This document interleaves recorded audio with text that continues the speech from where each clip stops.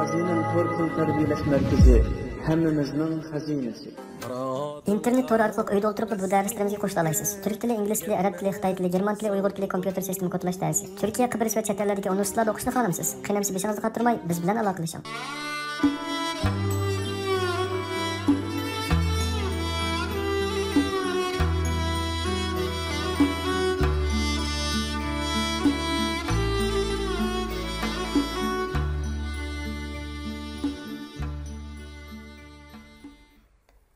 Dünyadagi yovvoyilikning turi ko'p. Bir madaniyatning yana bir madaniyatga bo'lgan o'chmanligi tuzumlashtirilganda, buning o'zi zamonaviy yovvoyilik bo'lib, uning xatiriga hech nima to'g'ri kelmaydi. Samat Vurg'un tarixdagi ashu mash'um qari yillarning shohidi sifatida ana shunday yalqinliq misralarni qoldirgan edi. Bir do'konda Haydar Aliyevning kulib turgan surati ko'zimga tushdi. Bu surat Samat Vurg'unning she'riy obrazi bilan zodil mos kelmagandek tuyuldi. Haydar Aliyevning qo'lida to'm bir qora qalam turadi. Vaholanki u Samat Vurg'unning qo'lidagi qalamga haragiz o'xshamaydi. Nemishqa o'qirmanlar o'zlari o'ylab ko'rishsin. Bir kecha kutish zalida minib yurish bilan o'tdi. Bir xodim sahar paytida yanimga keldi. "Apandi, yukingiz ortiq ekan. Sizlar biletni askartgan ig'irlik o'lchimidan oshmaydi. Biz qayta o'lchidik. 10 necha kilogramm ortiq ekan. Bu bir munch pul bo'ladi. Sizlar Urumchida askartmagan edinglar. Siz musulmonmi?" dedi u atrofga qarab o'tib. "Shundoq dedim men. Amis 10 dollar bering." Men tamoman pasib ahvolda edim. Avarchilikdan qutulish uchun 10 dollarni berdim. U qayta kesgan biletni qo'limga berib ketib qoldi. Biletga qarasam, Baku London liniyasi deb yozilgan edi. Yana bir soat saqlaganda men aeroplanga chiqdik. Baku osmoni sahar qizilligidan anglik surganda havoga o'rladik. Xushqal, ey Fuzulining yurti. Payda va qizil ko'zlik ro'yingni kuydirib atmasin. Londondagi tunji kun. Bu palak bir xil tarzda aylanavermaydi. Pat-pat olam ahvolini o'qib turishimiz va mardona bo'lishimiz kerak. Mirza Muhammad Haydar Go'rakan, tarixiy Rashidi. Aytqinim yo'q, ma'lumot berdim xolos. Abdulla Qahhar, O'zbekiston.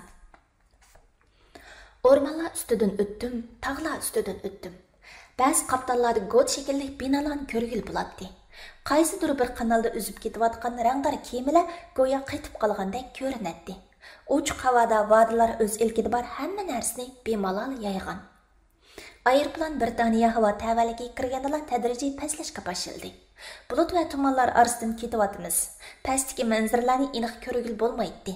Aeroplan pastlagan sari zaminning yeshil ruxsari parcha bulutlar orasidan ayon bo'ladi. Aeroplanda o'ltirib butkul Yevropa yop-yeshil vodidan iborat bo'lsa kerak deb o'ylab qoldim. London osmonda uchib ketib o'tib, nemishqidir London osmondagi qo'zg'ollar degan kinoning mavzusini eslab qoldim. Ayni davrdagi qo'zg'ollar allaburun ko'paygun bo'lgan. Biroq London osmoni yanada tutuq. Maylilar, tabiatning osmoni tutuq bo'lsa hech qisi yo'q. Chunki bunday ahvolda kishilarning chiroq yiqishiga hech kim qarshilik bo'lmaydi. Ammo siyosatning osmoni tutuq bo'lsa, chiroq yiqish tugul tuzuk yo'talgilimi bo'lmaydi. Mana London osmonida paslayapmiz. Yo'lovchilar nas keraklarini yig'ishtirib, aeroplandan tushishning tayyorligini qilishga boshladi. Mendan boshqa odamlarning chiroyida xotirjamlik, manzilga ulushish rozimanligi aks etadi. Men aeroportdan chiqish oldidagi har ehtimollikni o'ylab o'ltirdim. Pastdagi manzaralar barg'azir aniq ko'rinishga boshladi. Yop-yeshil dalalarda top-top o'tlab yurishgan kalalarni ko'rdim. Ko'z oldimda tipik bir sahroning qiyofati ayon edi. Qiyosimda London osmonpalak egiz binolar bilan to'lgan avod bir shahar edi. Biroq qanikin o binolar? Yeshil vodilar tanobdek tuz tortilgan yo'llar bilan chasa-chasa bo'lingan. Yo'llarda mashinalar aldirash, vodilarda kalalar o'tlaydi yavash. Shaharning yalmavuz arvoyi bu yerga vahshiyona chang silishga ulgurmaganmi nima? Shahar aslida tabiatga uyg'un madaniyat bo'shigi. Hargiz tabiat o'zining zaharxonalik bilan chechib o'tilgan kislota emas. Shahar insoniyatning izzatini, hurligini, so'litini namoyon qilgan joy. Calvin Lynch. Lekin tabiatdan ayrilgan shahar hargiz undaq emas. Aeroplan pastlashga boshladi. Paslagan sari titrashga boshladi. Doira ilib aylanishga boshladi. Yeshil vodilar yili yanto bo'ladi, yili tuz bo'ladi. Aeroplan yerga qo'nganda bir silkindiqda manzil vaslidan ko'nglimiz aromoq tushgandek bo'ldi. Chaqliq sumkamni so'rab aeroplandan chiqdim va ko'tirma koridor orqali boshqa bir koridorga chiqdim. Chegaradan kirish rasmiyati o'taydigan zal odamlar bilan to'shib ketgan ekan. Qo'lida Angliya pasport bor kishilar yandagi bir kanal orqali udulli o'tib ketadi. Men mo chet elliklar tuzgan uchratning biridan o'rin oldim. Xodimlar nimalarni so'rasharkan deb oldimdagilarning so'z harakatiga sapslatdim-yu, varang-churang ichida hech nimani anglay olmaydim. Xodim ayol edi. O pasportimni qo'liga elib astoydil bir qarab chiqdi. Menga qarsimi chandurmay qarashga tirishyapti. Uni so'g'uq nazarda tikilib qarab, davlat diktatorisining kuchini bir ko'rsatdimdikin deb o'ylagan edim. Ammo undaq qilmadi. Balkim bunday yerda surlik tikilib qarash odamning shaxsiyatiga xiris qilgandek bo'lib qolamdi, bilmadim. Ayol xodim undaq qilmadi. Bundaq eg'izlardan o'tganda jiddiylashib, har qanday gap so'zni bo'yniga elishga ko'nib ketgan mendek odam ayol xodimni inchikka ko'rsatmay qolamdi. Qayerdan keldingiz deb so'radi ayol xodim. Jungodan. Ras shundaqmi? Azroq kulimsiradi ayol menga qarab. Ras, qayerga borasiz? Cambridgega. Qanchalik tursiz? Balkim 10 oy tursam kerak. Rahmat. Ayol pasportimga tamg'a bosdi. Navbatdagi kishi Sumkamni so'rab xeyli mang'andan keyin jo'kdaq oldigan joyga bordim va aylanma tasmani cho'ridab turishgan kishilarning orasidan o'rin oldim. Bu bir cho'ng zal bo'lib, mushundaq aylanma tasma xeyli ko'p edi. Gatwick aeroporti Angliyadagi ikkinchi cho'ng aeroport edi.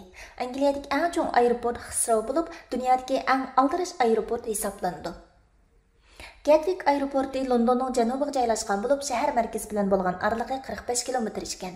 Bu aeroportning o'rni aslida bir chorvachilik maydoni sifatida 1245-yili ishga kirishtirilgan bo'lib, toki 19-asrgacha zo'r ferma bo'lgan ekan. 1958-yili rasmiy aeroport qurilib, hozirgacha izchil taraqqiy qilib kelib o'tibdi. Kutish zalda har qaysisindagilar uchun ayrim ibodat uyi ajratilgan ekan. Ma'lumotlarga qaraganda, bu aeroportning 2008-yilgi yo'lovchi tashish miqdori 40 million odam qitim bo'lgan. Yuk taxlarim pirqirab yetib keldi. Ularni tush sharvisiga qamdab oldimdek bir eg'izi qarab mangay deb turishimga shik ayol saqchi yo'g'on bir itni yetilgan holda paydo bo'lishdi. Men hech nimani anqirolmay hovliqib turib qoldim. Uningcha yilqi yo'g'on siyriq it yo'l bo'yi hamroh qilib kelgan chaqliq sumkamga oldi putlarini qo'yib yedlab baxtida xo'jayinlari qarab quyruqini shipashitdi. Ayol saqchining biri yosh ham egiz edi, yana biri kanangroq va semiz edi. Sumkaning ichida nimalar bor edi deb so'radi yosh ayol saqchi surib ko'rsatmay. Kiyim bor, yana-chu kitob. Shik ayol saqchi bir-biriga qarashdi. Apandim, sumkangizda yemekliklar yo'qdi? Esimga do'stlar tutgan yo'lliqlar keldi. Yo'lga chiqish sharpisda Zulfiqar Barat O'zbash yerlik mahsulot deb o'rab qachilangan kaptar go'shi va qo'tas go'shtlarni ekelgan ekan. Men ularni Londondagi vatandoshlarimga beraman deb ilib olgan edim. Yana azroq to'qash va pechinilar bor edi. Qozoqlarning o'lgan sartning qo'ynida to'qash bor degan gapi bekor aytilmagan bo'lsa kerak. Karvon buyuk, Ipak yo'llarida karvon tartib o'tgan ota-bovlarimizning ba'zilari safarda o'lib qolsa-mu, xurjindan non to'qash chiqqan bo'lsa kerak. Men ularning pushti bo'lg'ashqa nonni hamroh qilmay ko'nglim unmagan edi. Men darrov inkas qaytirdim. Azroq yemeklik bor edi. Ularning nima uchun ashundoq so'raydiganligini tushunmaydim. Ammo ularning sumkani och ko'rimiz demay, mendan savol so'rashi insoniy huquqimga bildirilgan bir xil hurmatdek tuyuldi. "Apandim, bu yoqqa keling", dedi semiz ayol saqchi. Ularning keyinidan bordim. Ular meni bir bulonga apirib sumkamni ochtirdi. Yilqi yoshqin biri itni yetilgancha ketdi. Sumkamdan 5 xalta pishiqlab ishlangan go'sht chiqdi. Semiz ayol saqchi rezinka palayga yegan qo'llari bilan xaltalarni xuddi zaharlik narsalarni tutgandek nayt avaylab tutdi, pan bilan o'rib cho'rib qaradi. Ondan bir jadvallik qog'ozga nimalardir yozdi. Ko'zim 200 gram degan raqamga ta'tir tushib, $500 deganda ko'rinib ketdi-da, peshonamdan tar chiqib ketdi. Angliya trotorisi kirmayla $500 jarimani to'ligil tursam qandoq bo'lgani? Tunji kunimdil plakat bastig'u deganlarni xiyol qilib ko'nglim suvibli ketdi. Saqchi sumkamdan yana bir xalta narsani topdi. Bu nima? Choy dorisi. Qandoq choy dorisi bu? O'zimizning yerlik choy dorisi. Saqchi choy dorisiga va to'qashlarimga ortiqcha bir narsa demayla joyiga qo'yib qo'ydi. Bu nimalarning go'shi? So'radi ayol saqchi. Qushlarning go'shi, dedim tumtaqla. Diyaloglar inglizcha bo'lib-atqashqa kelmas so'zlar verdim. Bunday vaqtda so'zning erkakchisini ilg'ug'idek menda nima hal bo'lsin, ishqilib bir nimalarni deydim. Qo'lashmagan inglizcha mendeklarni to'l ko'rgan ayol saqchi g'ayri bilinmagan bo'lsa kerak, chiroyidan meni huduklantiradigan bir alomatni sezmadim. Agar bu ayol saqchi muhitparvar ayol bo'lsa, mendan qanday ranjib ketar deganlarni o'yladim. Sher, yo'lvaz, bo'ri, tulka, eshaklar yashaydigan bir makonda qattiq qurg'oqchilik bo'lib ketgan ekan. Bu jonivorlar bir yerga yig'ilib, bu qurg'oqchilik balosining sababini tahlil qilishibdi. Birasimiz ig'roq gunoh qilg'ashqa Tangri bizni jazolagan gap deyishibdi ular. Ular o'z qilmishlarini navbat bilan deb boqmoqchi bo'lishibdi. Mən birinin kalısını yap qoyğan edim, dəpti şer. Şumu günah bulamdı, deyişipdi, həmmə alman talman. Mən birinin eşikini yap salğan edim, dəpti yoluvaz. O günah bulamdı, deyişipdi, həmmə alman talman. Mən bir tuluğutunun öçküsünü yap taşlapdı mən, dəpti böre. O günah emas qo, deyişipdi, həmmə birdek. Mən bir kənətnin çetideki dehqanның toxosunu yap qoyup dikenmen, dəpti tülke. O qançılık işdi, deyişipdi köpçülük. Növət eşek kelgende həmmisi onu nemi deydikken dep qarapdı, eşek. İyem meni bir yere kitivatqanda bir tunuş uçurap qaldı. O üstümden düşmeyla onun bilen paraqlaşıp qaldı. İçim puşup aldımdaki bir tal xoğunu yegen edim, depdi. Yer jahandan qurup kitişinin kasapıtın dinkende, depdi şir hörkirep. Şu emasmi? Deyişipdi başqalar arqadili eşek xamtalaş qılınıpdı. Nərs gereklerim tekşirilayotganda mende ixtiyorsiz holda gunoh va jazo haqidagi allaqanday o'ylar paydo bo'lib qoldi. Bu o'ylar tabiiy holda mushu hikoyani kallamda aks ettirdi. O'zi bilibla gunohkor bo'lib olish yoki gunohni tasavvur qilib olish, tasavvurdagi gunohni rost deb qo'rqib ketish ko'pincha holda ojizlarda bo'ladigan psixika. Hikoyada bir xil gunoh hukmi bor edi. Bu hukm hamma birdek ta'hdid ilib kelgan qurg'oqchilik bilan birikib ketgan edi. Lekin bu yerdagi gunoh hukmining mazmuni har kimda boshqa bo'lib, 5 xil variantga ega edi. Shundaqdimi bu yerda muqarrar holda shirning kallasidagi gunoh hukmi kuchga ega bo'lib o'tadi. Ya'ni shirning mantiqisiga uyg'un gunoh o'lchamga aylanib o'tadi. Chunki ana shu maydonda o'zida shir hammadan kuchli bo'lib, shirning aytganlari qonun bo'lib o'tadi. Demak, gunoh degan nima? degan masalaga shirning bergan aniqlamasi qabul qilinib, qolgan gunoh hukmi bostirilib ketilgan edi. Hikoyaning yana bir komediyalik tarafi bor. O bo'lsa-mu yovuzlikning kechirilish qonuni. 4 go'shxo'rning boshqalarning mulkiga ziyon solish yo'lliq bo'lib chiqib, ularning orasidagi bir o'txo'rning yo'lliq qilmishi gunoh bo'lib chiqdi. Yana bu gunoh qurg'oqchilik ofatining sababi bo'lib chiqdi. Michel Foucaultning deyishicha, gap so'z huquqi eğitim huquqi kuchli qurol sifatida boshqalarning tafakkurini tizginlaydi yoki o'zgartiradi. Hatto boshqalarni tafakkur qila olmaydigan ahvolga tushirib qo'yish mumkin. Ro'shanki, eğitim huquqining bir turlik ifodasi hikoyada shirning eğitim huquqi qatlam-qatlam amaliylashib, eshak kelganda tig'ining uchiga aylandi. Eshak tig'ining nishoniga aylandi. Bu hal qurolsizlanganlarning adolatdan nasibasi bo'lmaydigan ijtimoiy taqdiridan belgidirki, ijtimoiy darvinizm aks etib turdi. Montesquieu qonun ro'yi degan asarda hukmronning o'zli qonuniga aylanganda odamlar hayvonga aylanib, hayvonlar odamlar qatoriga o'tadi degan ekan. Demak, hokim mutlaq hukmronning o'zli jamiyatdagi barliq axloqsizlik va yovuzlikning manbasi bo'ladi. Edward Said terrorizm haqida to'xtalganda namratlarning quroli terrorlikdir degan edi. U 1980-yillarda Afg'onistonga tajovuz qilib kirgan Sovet qo'shiniga qarshi g'azot qilganlar erkinlik jangchisi deyildi. Yu Afg'onistonga hozir tajovuz qilganlarga qarshilik qilganlar terrorchi bo'lamdi degan deb savol qo'ydi. Biz namratlikni keltirib chiqargan yana bir terrorlikning mavjud ekanligini nazarga olganimizda, terrorlik namratlikning birdan-bir quroli degan hukmning mantiqiy asosini tushunamiz. Chegaradan go'sht tipidagi yemekliklarni xohlagach akirishga bo'lmaydiganligini bilmamdingiz, siz ayol saqchining ovozi xiyolimni bilib tashildi. Yo'q dedim men darhol. Bu mening Britaniya chegarasidan tunji kirishim. Bundaq gapni tunji anglayapman. Ayol turib ketdi. Davlatinglarda bundaq ishlar doir tashviqotlar yo'qmi? Anglamabdi ekanman. Munolar davlatimizning mahsulotlari. Ayol bir varaq qog'ozni menga sundi va barmoq bilan bir necha xatni ko'rsatdi. Qarasam mening ishim jinoyat hisoblandi ekan. Kechiring, endi tushundim. Bundaq ahvollar qayta yuz bermaydi. Ayol saqchi 5 xalta pishiqlab ishlangan go'shtni ehtiyot bilan tutib bir sanduqqa joylashtirdi va nimlantir yozdi. Men allaqanday bir jazoni tashvish bilan kutib turatdim. Ayol yenimga kelib kutish zalidan chiqsam bo'lganligini bildirdi. Demak, men kechirimga erishgan edim. Narsa keraklarimni ratlab, so'nggi chamdallarimning og'zini atkicha xeyli yeniklab qoldim. Mahbirat abujanlik kishida qoyillik va sadoqatmanlikni paydo qiladi debdigan bir dona. Aytgandek, Britaniya saqchisining kechirimiga erishgan menda g'uva illiq hissiyot uyg'onmoqda edi. Nimaning xatolik ishkanligi to'liq bildirilmagan ahvolda jazolash madaniyatining nomardligidan derak berdi. Mundaqcha aytganda, u insoniylikqa tutilgan qaroqchilik. So'mki va chamdallarimni harbiq bosdim, ham sirtqa qarab mangdim. Londonda ilm tahsil qilayotgan qarindishimiz Xabarjon bilan London universitetining o'qituvchisi Edmund oldimga chiqmoqchi bo'lgan edi. Ularni ortiqcha saqlatib qo'ydim deb xijilma bo'lyapman. Darvaqa ular meni saqlab turgan ekan. Xabarjon bilan 2 yil ilgari Urumchida ko'rishib, dasturxon ustida keng kushada paranglashgan edik. Yıllardan beri o Londonda ilim tahsil bilan bo'lg'achqa, jamiyat tarix va axloq masalalarida o'ziga xos ko'z qarashni shakllantirib bo'lgan edi.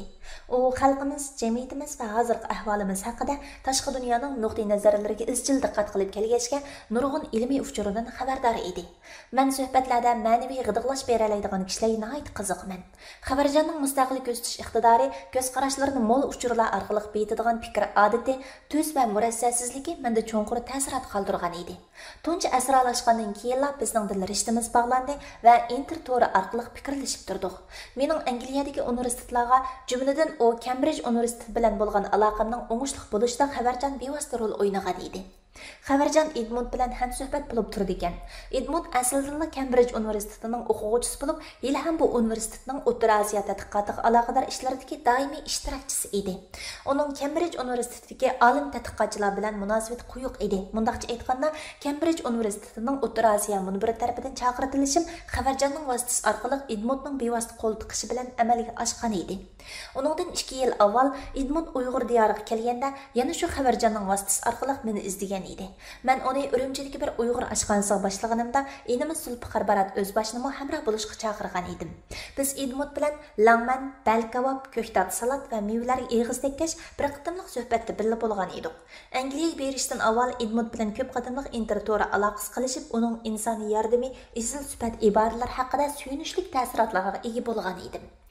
Ammo mayli Xabarjon yoki Edmund bo'lsin, har ikkisi bilan faqat birla didor muloqot bo'lishgan edik. Ularning chiroyi xotiramda g'uvolishib qolgan bo'lsa yoki ularning xotirasida men g'uvolishib qolgan bo'lsam, darhol tunishib ketolmay avorchilik bo'larmi degandek o'ylarmi xiyolimdan nera emas edi. Zalda qarshi elish uchun kelib saqlab turgan odamlar oz emas edi. Zalga chiqishim bilan ko'zlarim atrofni chorladi. To'g'uloq bo'y Xabarjon uzun tura Edmundni yiroqdan ko'rdim va qo'limni egiz ko'tarib planlatdim. Ular shu zamon meni tunidi. Ular odamlar to'pini aylanib men tarafga mangdi. Assalomu alaykum dedi Xabarjon. Va alaykum assalom dedim men. Quchoqlashdik. Quchoqlashish bor yerda so'z behojat. Biz sukutlik harakatlarimizda vujudimizdan tepildigan qarindoshlik, do'stlik, mehribonlikqa o'xshash hamma narsamizni bir-birimizga berdik. Gatwick aeroportida Tangritog' va Tarim bir orqa ko'rinish bo'lib, bizni o'rab turgandek alvak va xotirjam hissiyotda bo'ldim. Assalomu alaykum dedi Edmund. Va alaykum assalom dedim men taajjub va rozmanlik bilan. Biz quchoqlashdik. Jahonning ikki chetidagi tuman daryosi bilan Taymis daryosi bir lahza qo'shilib oqqandek bo'ldi. Shu topda ahli sunnining balasi bilan ahli kitobning balasi odam balalari bir-birining a'zolaridir. Ular yaratilishda kichkina javhardan vujudga kelgan degan iboraning tirik tasviriga aylangan edi. Xabarjon harvini qo'limdan oldi. Tinchlik, amonlik so'rashlar qizg'inlik ichida davom qildi. Balkim charchab ketgansiz, dedi Edmund ingliz tilida. Shundoq charchadim dedim men aralla. Inglizcha so'zlashda xudikim bo'lg'achqa qisqacha javob berish bilan bo'ldi qildim. Albatta charchaysiz, haqiqatan uzun safar bu, dedi Edmund. Bakuda 15 soat turdim, uxlamadim, dedim men. Voy xudoyim-ay, shundaqmi, dedi Edmund hissashliq talaffuzida. Men Edmund bilan Xabarjonning Angliyaga kelishim uchun ko'rsatgan tirishchanligiga ayrim rahmat aytdim. Edmund pikapini to'xtatib qo'ygan yeridan akalgacha Xabarjon bilan paranglashqash turdik. Xabarjon Edmund bilan maslahatlash orqali Londonda hafta turgandan keyin Cambridgega kelishimni, bir hafta ichida Londonni ziyorat qilgach turishimni qaror qilishganligini deb berdi. Xabarjon haftalik turalg'ini allaburun hal qilib qo'yganligini aytib, meni xotirjam qildi. Shu topda taqdir menga qarindoshlikning lazzatli ta'mini tetitmoqda edi. Bir vatanda bir-birini tunimay cho'ng bo'lgan ikki vatandosh o'z vatanidan nihoyat yiroqda turib, vatanining taqdiriga qo'l tiqqan bir davlatning aeroportining kirish-chiqish zalida bir-birining yuragini tinglab, sap Qashqar shivasida paranglashmoqda edi.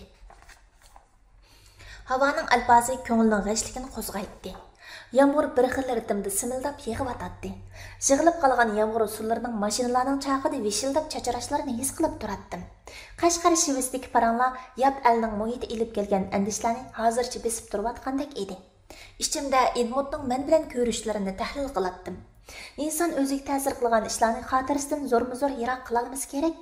Xabarjon bilan bo'lgan parangimiz o'zilgan qisqa daqiqalarda Edmundning menga assalomu alaykum deb salom berishi bargan sari jonlanib ko'z oldimga kelib oldi. Salam Səhət bir millət özünün uzun dəvrlik etiqadı asasında şəkilləndirib qalıblaşdırğan qayda usullары sübutida şu millatning madaniyati və obrazını təşkil qılıdı. Bir millət Salam Səhət arqılıq özünün mənəvi əlaqə riştələrini çiڭitıdı və başqalarına özünü tunutudu. Özara Salam Səhət bir-birinin milli, dini salayətini müəyyənləşdiriş bulub qalmay, bir-birinin insani qiymətin etibarlaş bulub hesablandı. Jigani bir insan dəl aşu Salam Səhət arqılıq başqa bir bilan ictimai əlaqə halına kirib, bu əlaqələrdə özü xas o'rin tiklaydi. Millat va ummatdan iborat zo'r o'rtaq gavda salomdan boshlangan uyushish va hamkorlik orqali o'z mavjudligini namoyon qiladi ham uni boshqa bir o'rtaq gavdaga e'tirof qiladi.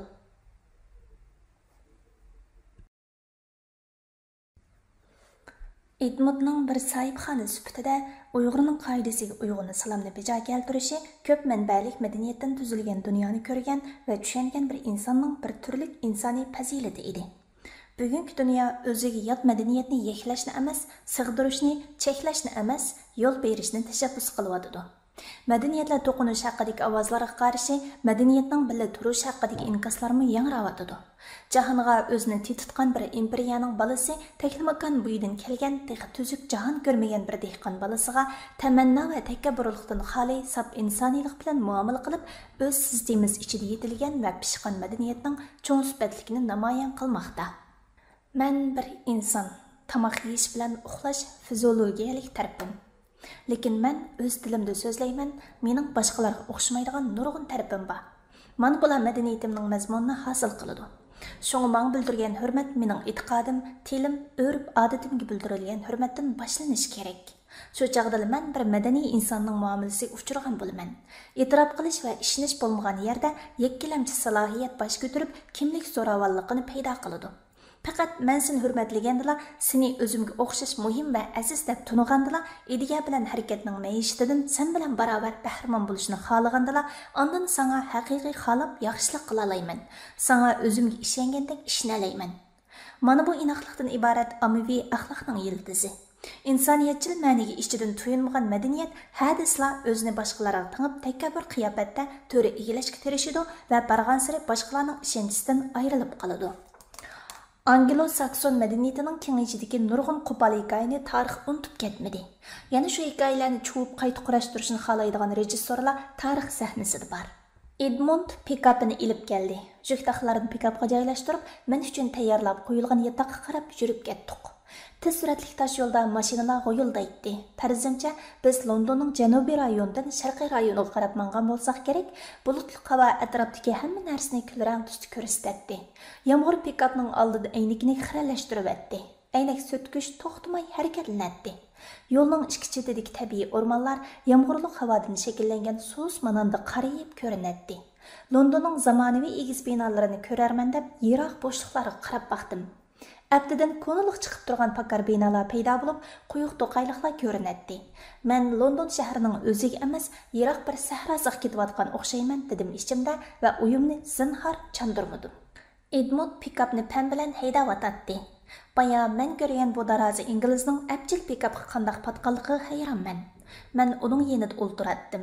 Xabarjon kaynimizda o'ltirib, mening Saymil Xontingning Madaniyatlar to'qinishi va dunyoviy tartibning qayta o'rnatilishi degan kitobining Uyg'urcha nashriga atab yozgan uzun tunishtirish so'zim haqida gap qilib beryotdi.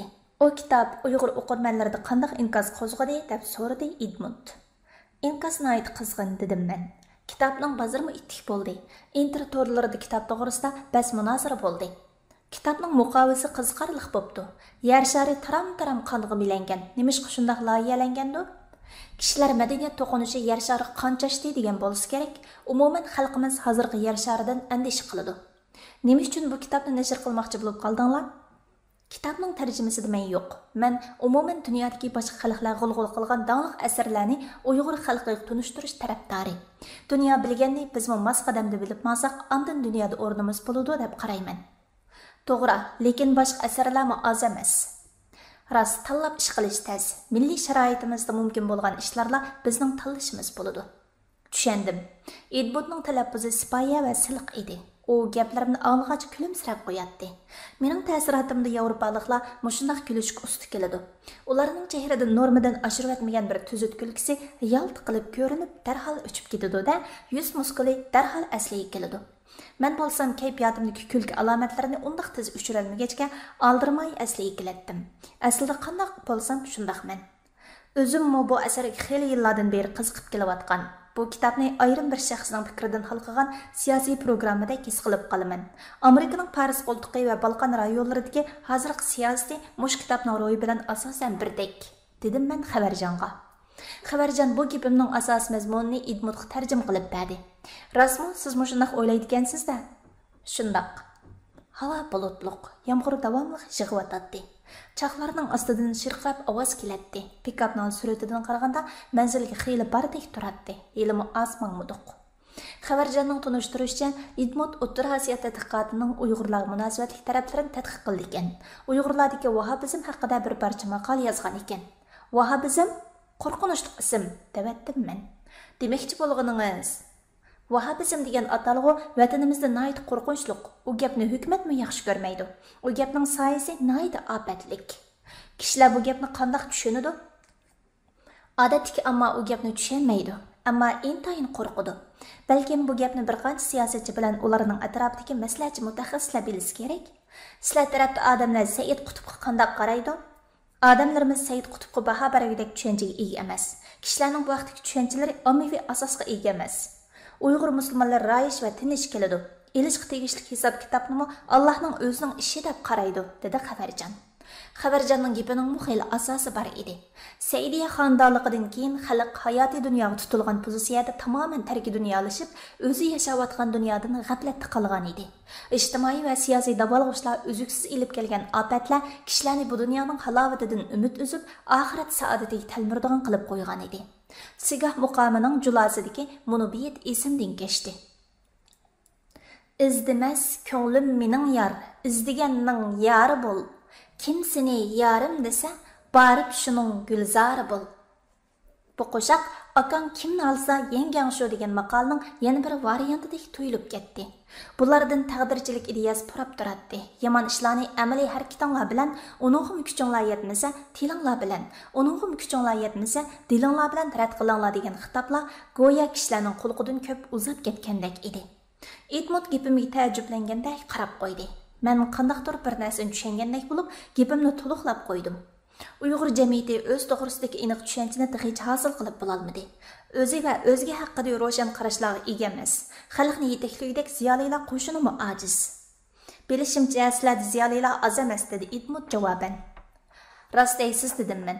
Ziyolilar yo'q emas, lekin ko'pmi emas. Mushu ziyolilar hamkorlashib ish qilishni o'rganib bo'lolmadi. Biri yana birining yetaklashini qabul qila olmaydi. Vah, ishinglar to'liq kaj ekan, dedi Idmut. Manzilimiz xeyli yiroq bo'lishi kerak, tig'i yetib bordigandek emas.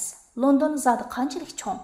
Bu men qarang'u, talantli qaraqkash yozuvchi P. Hamilton 20-asrning 30-yillaridagi Londonni tasvirlagan bir asarga palak ostidagi 20 ming ko'cha deb ism qo'yibdi ekan. Bu ism Londonning cho'ngligini haqiqatan gavdalantirib beralaydi. Buriladigan do'qmishlarga kelganda Idmut pikapini to'xtatib xaritaga qaraydi. Imir-chimir xaritani qandaqim ko'rib tushunayotgandi degim keldi. Yomg'ir pasaygandek qiladi, ammo havo yanada bulutli edi. Xaritaga qarab boshqalardan yo'l so'rab, oldi-keynimizga minib, oxir East Hamning Henry ko'chasini topdik. East Ham London shahriga qarashli bir avtonomiyalik shahar ekan. Janubiy Osiyo, Afrika, Karib taqim orollari va Sharqiy Yevropadan kelgan odamlar aralashib o'ltiraqlashgan bu rayon Londondagi tipik ko'chmanlar yurti hisoblanadi. Bularning eng baldur kelganlari emgak kuchi sifatida planliq yutkab kelinganlar, keyin turmushda chiqish yo'li izlab kelganlar, urushda sarson bo'lganlar, panohlik izdigichilar bo'lib, bu rayonning tarkibini ko'p xillashtirgan edi. Ko'chalarda chirkov, masjid, butxonalar uchraydi. Buningdan uning ko'p hazoratlik, kulturlik rayon ekanligi chiqib turadi. Aslidagi chet bir rayon 1859-yili ijilgan temir yo'l transporti bilan tadrijiy kichik bir shaharga taraqqiy qilgan. Bu yer mamlakat bo'yicha tuvan kirimlik oilalar eng ko'p rayon hisoblanadigan. Xabarjon bir eshikning qo'ng'irqini bosdi. Hayal o'tmay do'g'loq kelgan o'ng'a oq bir odam eshikni ochdi va bizni uyga boshladi. Xabarjon ikkimiz kilangsiz chamdonlarni ko'tarib peshtaxtdan chiqdik. Uy egasi ikkinchi qavatdagi bir eshikni ochdi. Biz chamdan va sumkalarni karvatga qo'yib, qo'limizni bekarladik. Uy egasi bizni boshlab oshxona, o'choq va suxonalarni ko'rsatdi va munosabatli bilimlarni tushuntirdi. Dimiqi deb qildigan bu odamning gapini tuzuk anqirolmadim. U nimagadir g'udong'ishgandek bilindi, lekin Xabarjon uning gapini yaxshi tushundi ekan. Edmund suxanini ko'rsatib turib, uy egasidan hojat qilib olsam bo'lamdi deb so'radi. Uy egasi qo'shilgandan keyin u kirib ketdi. Biz tamoq yeyish uchun sirtqa chiqib, eshik oldida Edmundni saqildik. Xabarjonning tunishtirishicha, uy egasining ismi Tam ekan. U irlandiyalik bo'lib, irlandiyalik ochgan bir qurilish shirkatining amonlik saqlash xodimi ekan. Kechasi ishlab, kunduzi aram oladi ekan. Bo'ytaq ekan. Bu bo'ytaqning uy tutishi kishini hayron qoldirdi. Oshxona va suxonalar shundoq pokiz. Saramjonlar joy-joyida. Uy ichida g'ayri puroq yo'q. Edmund chiqdi. U Xabarjonning irlandicha talaffuzdagi inglizchani obdan tushundiganligidan hayron qolganligini bildirdi. U Tamning gapini menmi tuzuk anqirolmadim dedi. Xabarjon o'rganishdan sirtqi vaqtlarda Tam bilan birga ishlaydi ekan. Shung uning talaffuziga ko'nik ekan. Biz bir Pokistonlikning oshxonasiga kirib guruch yedik. Chuchman xurishlardan tayyorlangan qo'rim guruchning ta'mi o'zigacha edi. Tamoq xeyli issiq bosdi. Edmund meni bir necha kundan keyin izlaydigan bo'ldi. Men uningga atab elib kelgan Uyg'ur etnografiyasi Abdurahim Habibullah asari, Xo'jalar jamiyati haqida William Tav asarining Uyg'urcha tarjimasi qatorliq kitoblarni berdim. Uyg'urlardagi din va sufizm masalalarini tadqiq qilgan Edmund kitoblarni ko'rib xush bo'lib ketdi. Edmund ketdi, Xabarjonmi ketdi. Yangi yotoqda o'zim yolg'iz qoldim. Bir kishilik karavot va o'ri turib ishdan kelgudek bo'shliq menga tava edi. Eshikning yendiki tomda bir ishkap bo'lib, ichiga bir necha chaponni esib qo'yg'il bo'ladi ekan. Balkim menga tava bu yotoq 5 kvadrat metr kelsa kerak. Men karavotda o'ltirib bir pas sukut qilib oldim. Mana bu amdi deb o'zimni tashlaydigan vaqt edi. Jiddiy o'tgan bir yarim kun meni charchatgandek qiladi. Chamadonni bir bulonga joylashtirib, almashtiradigan kiyimlarni taqladim. Ondan karavotga o'zimni tashlab, ko'zimni yumg'unimcha xiyol surdim. Uyqu kelishga boshladi, ammo hozirla uxlab qolsam bo'lmaydi. O'rnimdan dast turdim-da yuyinishga tutundim. Suxana yotiqimdan xeyli keng edi. Har xil so'pundan kelgan xushbiroq seringil ichilgan may oqshomlarini asıltatdi. Suxana shundoq pokiz, vanna oppoq, qiziq su badanim va ruhimni allayligandek bo'ldi. Uyda hech kim yo'qdek jimjit edi. Bu jimjitlik mendagi qo'rnish hissiyotini azaytdi. Kiyimlarimni kiyuvchi tomlarga qaradim. Ishkapga xanzuch yiziq tushirib zinnatlangan edi. Balkim Tam o'zim tushunmaydigan bu yiziqdan Iroq sharqning qadim sirliqligini his qilsa kerak. Ba'zi tam qog'ozlarida xanzuch xat bor edi. Pastga tushib oshxonani kuzatdim. O'choq, duxovka, bolka qoqilg'uch degandek narsalar yangi va pokiz edi. Bir bo'ytaq arning mushundaq iditlik uy boshqurishi meni o'yga solmay turolmadi. Oshxonaning bu tarafiga 2 kishilik divanning qiybash uduldagi bulunga televizor qo'yilgan. Divanning dal udulida Angliyaning konupasondagi tamuchaq bor edi. Hatto qolaydigan o'tinmi tayyorlab qo'yilgan edi. Divanning uduldagi tamg'i puflab atilgan o'xya va palta esilgan edi. Men undaq o'xyani indiyalar chiqadigan kinolardan ko'rgan edim. Bularga qarab Tamning qadimiy narsalarga qiziqsa kerak deb o'yladim. Uyning birinchi qavatiga mehmonxona, oshxona va suxonalar o'rinlashtirilgan edi. Ikkinchi qavatida 3 eg'iz uy bor edi. Kiyimlarimni kiyib, baya Xabarjon ko'rsatib qo'ygan bozorni aylanib, atki nashtoqni g'amlamoqchi bo'ldim. Bu yerdagi binolarning hammasi tugidek 2-3 qavatdan oshmaydi. Qizil g'ishdan qo'pirilgan uylar bir-biriga yondashib, ko'chalarni bo'ylab so'zilgan bo'lib, mahallalarmi ana shunday shakllangan edi. Kunuz şekillik ögüzlərinin üstü kaşla yiyitilgan. Bir qancha turğun bir yerdən çoxçuyub görünətdi. Hər bir ailənin üyü ayrım bir gövdə bulub, birinci, ikinci qavatları pəştaq bilan tutaşdırılgan idi. Bundaq uslubda hər kimnin işiki başqa bulub, bir ailənin turmuş usulü yana bir ailəyi kaşlı payda qılalmaydı. Hər bir ailənin işiki pakkar vadik yoki tam bilan dairələngan bulub, birdən əxlat doңa qoyulgan. İşiklərinin astı tərəfində poçta yollanmalar patqudək yoçuq bulub, yapquçı bar idi. Tok, su, gaz şirketlərinin hesabat uqturuşları aşu yuçuq arqılıq öy egisining busuğus içigi taşlandı ekan. Hər kimге mustaqil boşluq ata qildigan bu xil madaniyat manga yaradi. Yani öylərning keyni tərəfində bir ishki pun kildigan baxçı bulub, hər kim öz havisiga yarasha gulgiyah va daraxtlarni ahya qilish ekan. Buni bizning gapimiz bo'yicha arqa ho'yla deyishkimi bo'ladi. Kir yeyish, aptab sinish, kavob pishirib do'stlar bilan mazza qilish degandek turmush faoliyatlarining hammasini ana shu arqa ho'ylida o'tkazishga bo'ladi ekan. Her bir ailenin üyü, ailenin ayrım bir gövde süptüde yendiki ailenin üyü bilen tutaşkan. Öylerinin qatarı tutaşmasından koca hasıl bulgan. Bir ailenin üyünün su, tok, gaz, par meselesi başka ailenin üyü bilen alakasız. Bir ailenin üyünün sevelliki başka bir aileyi kaşıl kılalmaydı. Bir aile kişilərinin mijazi yana bir aileliklərinin yaşaş logikası putlashmaydi. Arqa o'yinlarmı qaşa yoki tam bilan ayrilgan, qo'shnilar ara fasillar aniq. Har kim o'ziga mas'ul, har kim o'zining ishikidan kirdi. O'pchi ishik yo'q. Har kimning o'z shaxsiyatiga bo'lgan mas'uliyati cho'ng bir kollektivning ichidagi har bir a'zoga daxl taruz qilmaslikni barliqqa keltirgan. Qizil xishdan qo'pirilgan, o'gizlari kunuz shakllik, derazalari yoysman shaklda sirtqa qapartib chiqarilgan, osti va usti pashtax bilan tutashtirilgan ko'z oldimdagi bu uylar Viktoriya uslubidagi uylar kiradi. Bu uylar ayol podshoh Viktoriya davrida barliqqa kelib umumlashganligi uchun shunday ataladi. Aslida klassizm an'anasiga 1840-1850 yillarda kirib o'zlashgan italyancha va gocha binokorlik uslublarining kirishi bilan ro'yobga chiqqan bu xil uslub Angliyaning kenit va bozorlarida hamda Britaniyaning barliq mustamlik rayonlarida xeyli umumlashgan. Ko'chada sapliq qaratanlik odamlarni ko'rdim. O'ngi oq odamlar kamdan-kam uchraydi. Ko'chada har millatning oshpuzillari, go'sht va baliq do'konlari, charchin mollar do'konlari ko'p edi. Yemak-ichmak do'konlaridagi halol degan xatlar tushirilgan viskilarga qarab, bu yerda musulmonlarning xeyli ko'p ekanligini bilgili bo'ladi. O'rtaq salohiyat, taqdir, madaniyat va iqtisodiy saviya odamlarni qandaqdir shunga mos kelgan bir makonga jamlab bir jamoat qilib qo'ydi. Har xil sabab bilan kelganlar East Hamda yaralanib, Britaniyaning qonun bergan bo'shliqda o'zlarining tirikchiligini davom qilmoqda edi. Rang-rangi bilan, xil-xil bilan tepishgan bu kichik shaharning siyosiy o'tmishi va reallikni tushunishga hozircha baldirlik qiladi.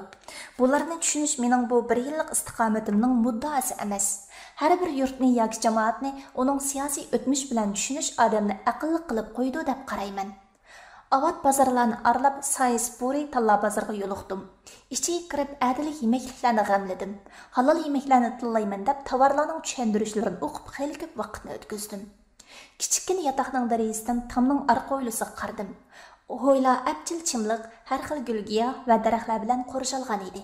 Chimliqning oxirgi chetida cho'ng bir katek turardi. Ho'ylaning ochgan ishiga yaqin yerida ikki tal atirgul ko'zning so'g'ig'i cho'g'dek jo'lanib turibdi. Bu gullarning siyoqi hozirmi esimdan chiqmaydi. Ko'zimni yumib yotdim. Ko'z oldimda ikki tal atirgul mayin pulanglaydi. Ular so'z irg'anglab qalbimda tuvandik she'rini paydo qildi. Henry ko'chasi, East Ham. Kirib ketdim, pochta yo'llanmasidek. Tam irlandiyalik bo'ydoq tunaydigan qarovul bo'lib qurilish o'rnida. Taqlidiy ko'mir yaltiraydi ochiqida tamning, lekin yo'q ekan cho'jakchi mo'may, tamg'i puvilab atari o'qiya esilgan, qayerga ketdikin ovchi buvay. Jungoning yeziqlari qadaldi menga tamlardan kelib, ramdiki qarliq o'rmon to'ndirdi meni qo'yniga ilib. Tamning chimliqida chiqtal adirgul solmagan dehi. Ular meni o'ylagan chig'i yo'rib ketdi tamning beg'i. Qaradim anga, va lekin sababi aniqsiz menga. Dedim ko'chganmidi gulning shig'iga, hijron ko'ksidagi shig'lang'u lava. Derizdan ishikka 3 qadam, bulungda echilmay turdi chamadan. Kitaplar tanqisliqda humaydi menga, boshlandi qalbimda mungluq shigirgan. London öylari qaytirdi meni Viktoriya davriga, qo'ng'ir rangning sulolasiga. Tamdi va lekin bir damchi sharbat zoriqqan ko'nglimning piyolasiga. Kirlikimga yo'ginib, muloyim baytalga o'xshidi karvat. Shoir Abduqodir katakdak uyda qiyg'itib chapmoqda dalalarda at. Derazadan jimjitlik kirib, chaqmoqda aynaklarni, ishtirmoqda tamlarni, so'zmoqda zamonlarni, chapmoqda daqiqalarni. Men tutib qo'ydim yanchiqimni.